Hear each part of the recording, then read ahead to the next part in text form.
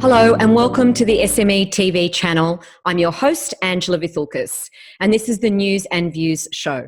Please remember to subscribe to our YouTube channel to support us and all SMEs, and share, like and comment. Today we're in the middle of a global pandemic, and while Australia is doing extremely well, our economy is naturally taking a hit. Governments at all levels, that's local, state and federal, have dipped into their collective money buckets and are making grants and funding visible and available. But is it that simple? Joining me today to eliminate some of the mystery of the free money is the grants guy, Keith Whelan. Welcome, Keith. Thank you, Angela. And of course, our regular, Craig West, Director of the SME Association of Australia. Welcome back, Craig. Hi, Angela. Nice to be you again. It's lovely to have you both. This is an interesting time because there's money out there. There's free money out there, Keith, and that's what you're all about. But let's just say that while there are grants and funding available, it's not that simple to just say, you know what, I'm eligible for a grant, let's go and get it. So let's start with just a little bit of background, Keith, about how you became the grants guy, the go-to guy for grants, and what that looks like from your perspective, and the fact that you're talking to those levels of government that are putting out the grants, perhaps what they're expecting, any of those pluses and minuses, and then I'm sure Craig will jump in as required. Thank you, Angela. Yeah, my background is both in the public and private sector here in Australia, encompassing both the delineation of funding, the encapsulation of funding, the drafting of funding, and the application for funding on the other side of the fence as well, basically, both across local, state and federal government funding, as well as the philanthropic sector. So very much a holistic view I have had for the past 13 years, having been in Australia, of what's happening, what has happened, what needs to happen, more importantly, with the grant sector in Australia, and where we need to be in terms of delineating funding pre-pandemic and post-pandemic. At the end of the day. It's very much a case that we see, certainly now and even before COVID-19, a very much reactive rather than proactive approach to grant writing. Last minute applications due basically in the last day, and people are writing them in the last day. I can't understand that. So it looks like and sounds like I've just remembered. Yeah, very much so. Again, reactive rather than proactive. So for me, I try to talk about a grant application being clear, concise and compelling. That means drafting, editing, proofreading before you even put in the submission, basically. But encapsulating that you have 3 policy documents you should be delineating from in the first instance anyway as a business, which is your business plan, your project plan and your CapEx, basically, to actually formulate your strategy of approach in terms of the grants. And then obviously amending those as you see fit based on a case-by-case application in terms of grants. So that's the grants process. Then we're seeing that people are not availing of the resources being made available to them by government, which is having a grants calendar, knowing what grants are available out there. And then risking or taking a haphazard approach to writing a piece of business writing that they've never attempted before. And basically, why would you do that? And that's where we've come in as a consultancy really in the past. So I've kind of clearly delineated that I used to write grants. Now most of my clients use me to assess, review, draft, appraise, working on a draft application already, basically, and a 3 or 4 step approach, you know. I'm going to just interrupt you there, because one of the most common questions that I get, because I am involved in local government, is, you know, I've spent all this time on writing my grant to putting in for funding, and I get knocked back because it's not complete. So the general perception of anyone that's actually giving out the funding, whether it's local, state or federal government or other associations that have funding available for people, because it's not always just government, they don't like to give help in that process, and they take that as being a clear conflict of interest. So these people aren't getting feedback. It's too late once they've submitted, and often they get knocked back and here's all the reasons why you didn't have enough information here, you didn't have enough information there. That's something I really have a problem with, Keith, over the years that I've been observing, is why isn't there a separate area where people can go and say, well, I'm putting in this grant funding, I can't afford to pay an expert, which we'll get to that about why it pays to get an expert involved. I can't afford to pay an expert, but also even if you do have an expert, Keith, you really still need to know what to give about the project plan and the capital expenditure. There's only a certain amount of what a writer can put together for you. So there's not enough good feedback in order for people to become better at it. Yeah, to a degree. I think that basically there's a number of resources out there as well. I think government Okay. would counteract that by saying that they do delineate a lot of services and resources, namely the webinars, the information stream, the contact points, used to be the face-to-face component. And people are not necessarily subscribing that for a number of reasons, predominantly time and capacity. Yeah. It's Every mainly ti- the not-for-profits and yeah, volunteer associations that suffer the most. I'm sure you'd agree, Craig. You know, if you've got a not-for-profit association or a volunteer-driven association, they're working full-time looking after their families. Oh, by the way, I need to write a grant proposal. Yeah, I think for small business owners, it's even worse. At the moment, they're homeschooling in the middle and, managing to do the shopping and all the other things they've got to worry about. I think it is an issue of time and capacity, but it's also an issue of skill set. Writing a tender document to take it to the highest level for government work, which I've done before, it's a highly skilled area. It's not something you want to take on if you're you run the suburban hairdressing shop. It's assumedly you do that because you're a really good hairdresser, not because you're a great writer or you're a finance person. And that's what you come down to, because Keith, some of the grants that are available can be anywhere between, $5,000 to hundreds of thousands of dollars, if not even more. Surely you don't need the same level of expertise for the $5,000 grant. no, I think you're right, Angela. I think you can build capacity within your own organization, your own business, your own community group or NGO to do that yourself. And certainly I would equate that across to them. That's anything under $50,000 you have the capability of doing yourself, Okay. because it's a common sense approach. That's interesting. Now, we've acknowledged that there is a pandemic. We've acknowledged that Australia, like everyone else around the world, we are feeling it, and our economy is yet to actually calculate the bottom line of the true economic impact. But there's a lot of funding available. Now, some of it's coming out through JobSeeker, JobKeeper. Some of it's coming out through actual small business grants directly for different reasons from different levels of government. Keith, do you think that some of the criteria, they might relax some of that, anticipating that these people are quite literally desperate?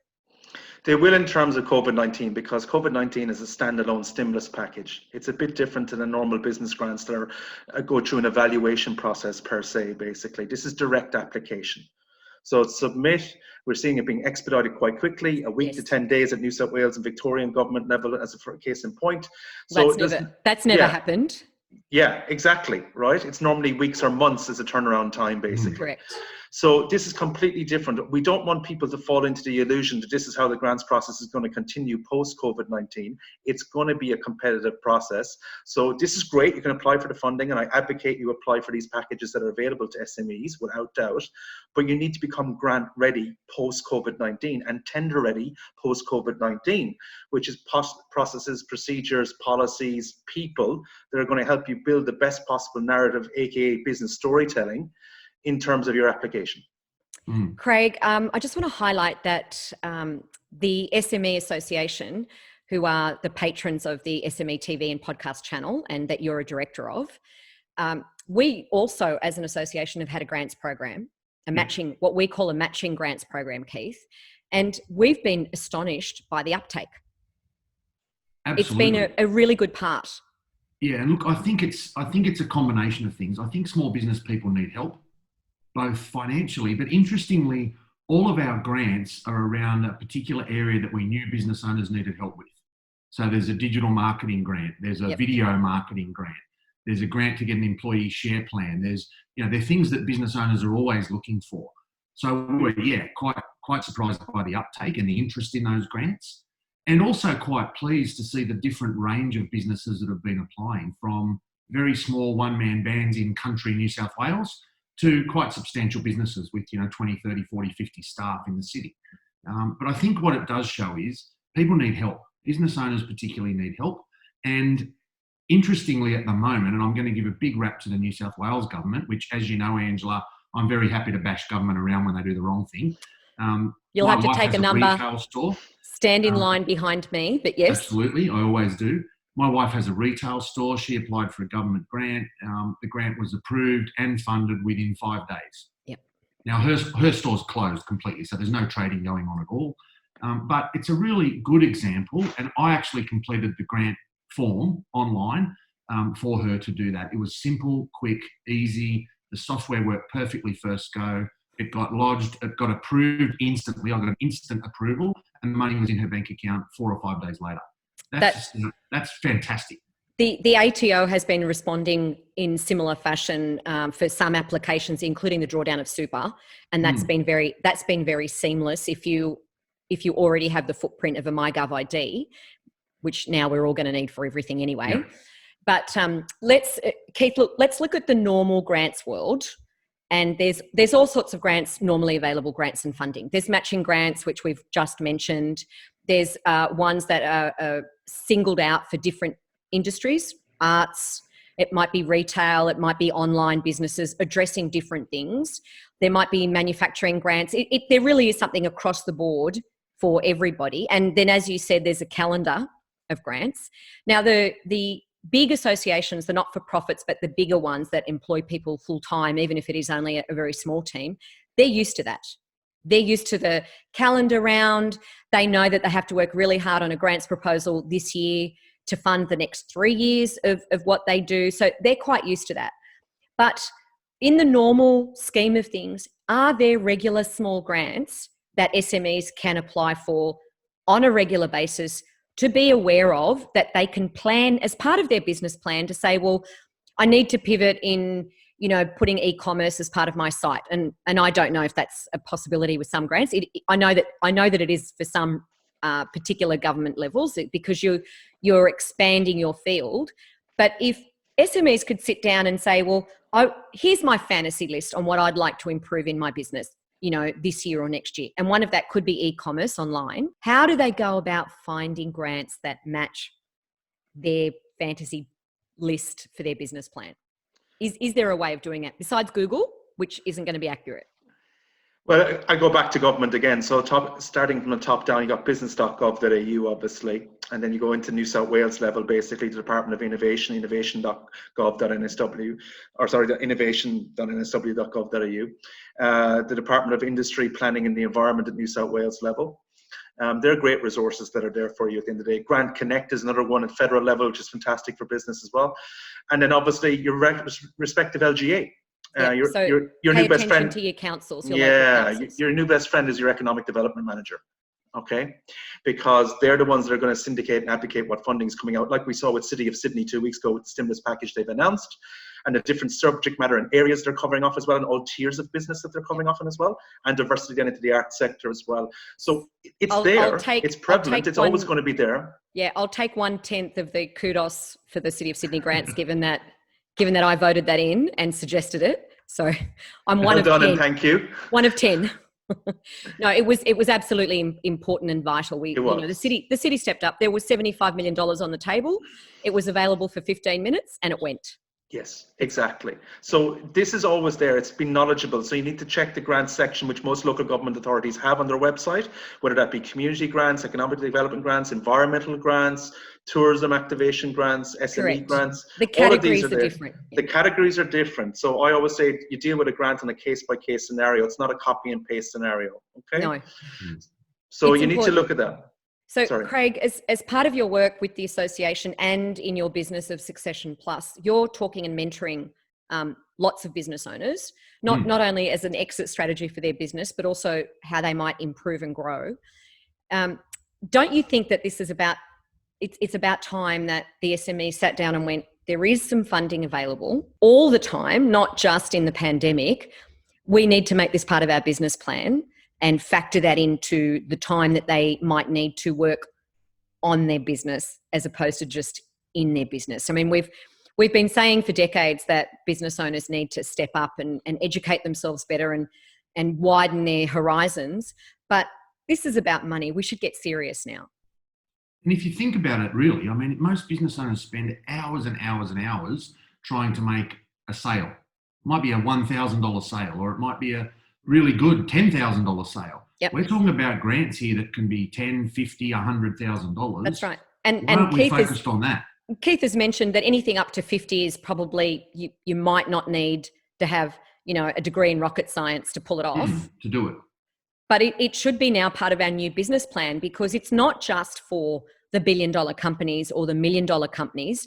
And innovation, I think a lot of SMEs, Keith, you might agree that the word innovation is tossed out, as a new keyword, and existing SMEs may not think that they're eligible for anything that sounds innovative, but they are. But they are. But you've got to quantify and qualify what innovation is to you and to government department that's actually syndicating the funding to you, which is reciprocity across the two key words or key phrases that government love, which is innovation and sustainability at the end of the day. You need to be across that as an SME. But let me just add transparent and accountable. Well, we could be adding to that list, couldn't we? Effective and efficient, flexible, robust.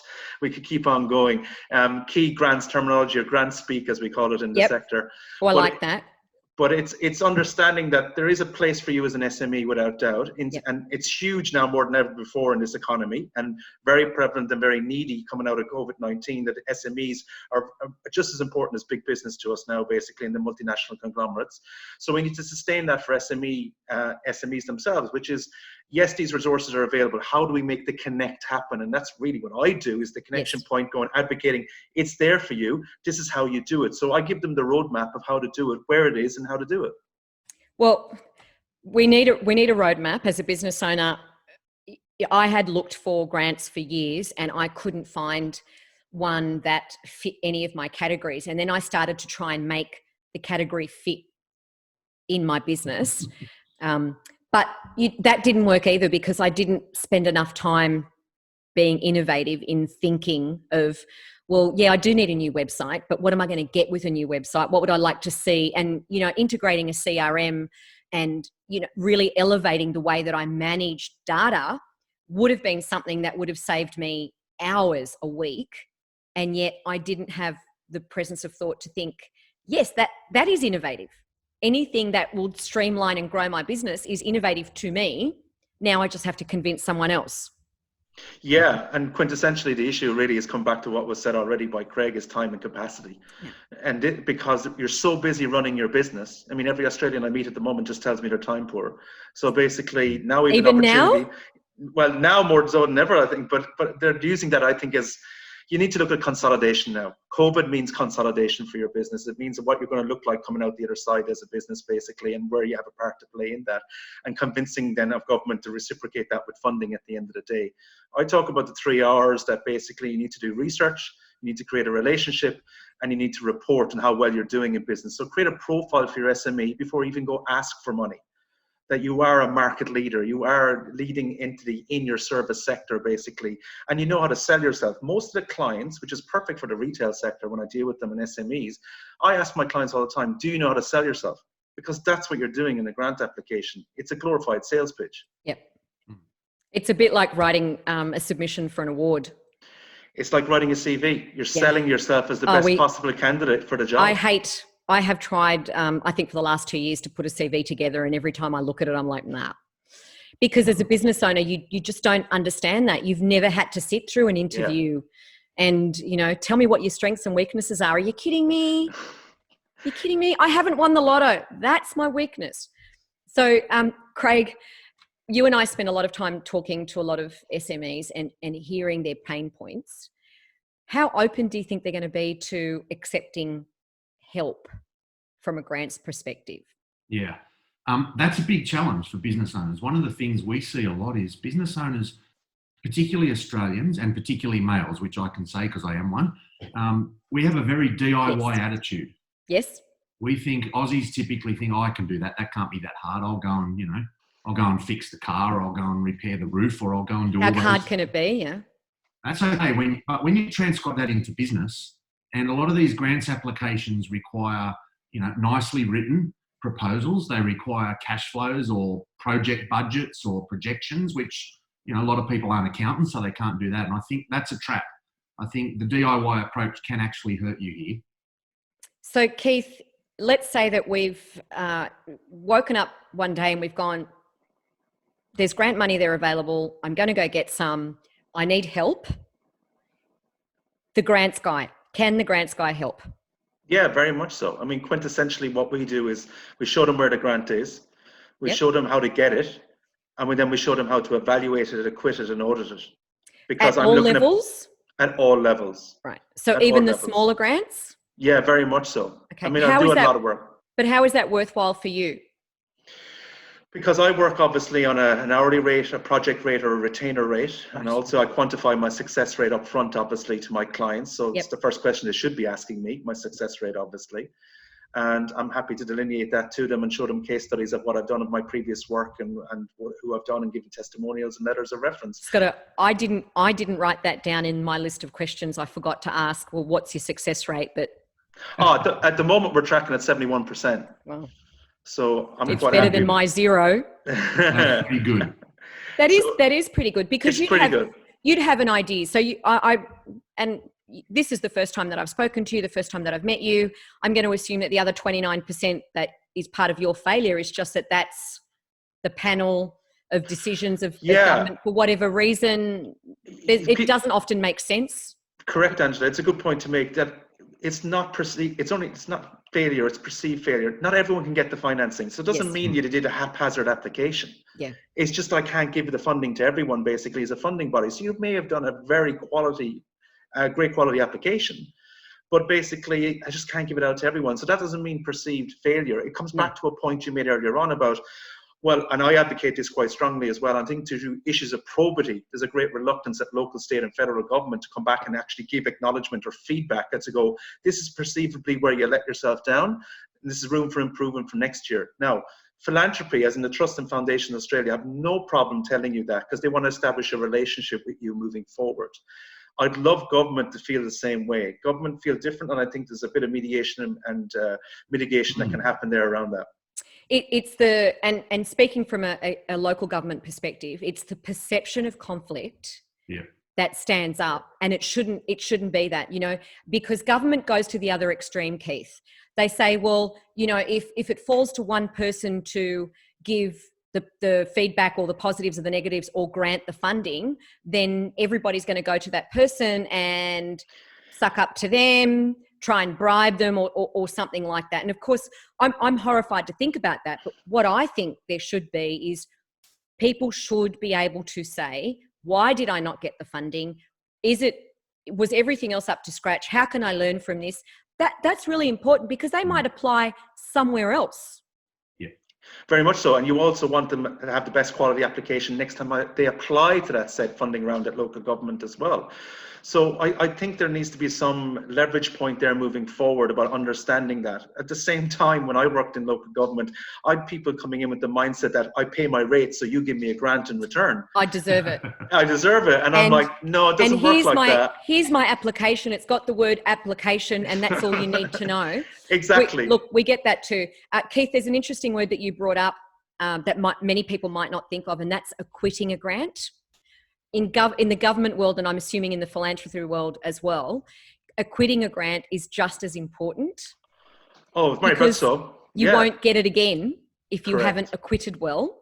Exactly. It's the other 50% of the narrative. So the first 50% is actually writing the grant application. The other 50% is delivering the grant if you're successful in receipt of the funding. So that means evaluation, project rationale, methodology, service delivery, ROI, KPIs.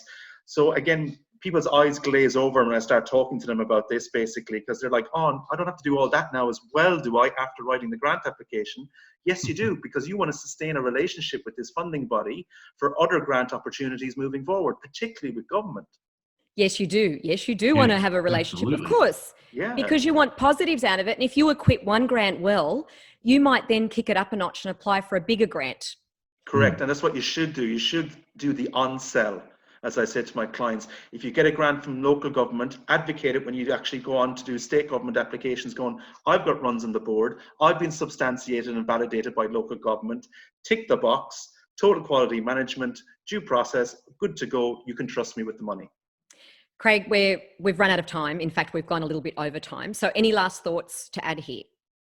I just want to make one comment, and that is a lot of the material that businesses need to apply for grants is actually material they should have anyway. I have the same conversations with my clients when they're preparing things for an exit or sale. Yep. You should have a business plan. You should be able to have a document that sells yourself. You should have a plan that projects out what you're going to do for the next 3 years. I think the process of going for a grant or preparing your business for sale is, funnily enough, fairly similar, but it's just good business sense to have that stuff done anyway. Yep. If you do that as a matter of practice, And Keith, it's all about putting in the right processes in your business to make the long term easier. The more you put off, working on your business instead of in your business, the more you put that off, the less you will achieve besides treading water. And maybe you can just tread water calmly and it's all fine and lovely. But the minute something hits, like the pandemic or a GFC or any other hit that businesses have taken in the last 20 years, because, Craig and I remember back to the day where we were paying 18% for our business rates, Yep. And we made everything work. Yep. Now we've got interest rates at 2%. And we Happy can't days. make it work. So it's, it's much of a muchness. But as usual, we've run out of time. We want to thank our very special guests, the grants guy, Keith Whelan, and of course, our regular, Craig West. Please remember to subscribe to our YouTube channel, share, like, support. It's very important for SMEs to have a dedicated super channel like SME TV and podcasts. And of course, we welcome any feedback, comments, or ideas for any other shows moving forward, because we're here to deliver for you. A huge thank you to the SME Association of Australia for making this channel possible. And of course, if you want to reach us directly, you can at news@smea.org.au. We'll see you all next time. Thank you, gentlemen.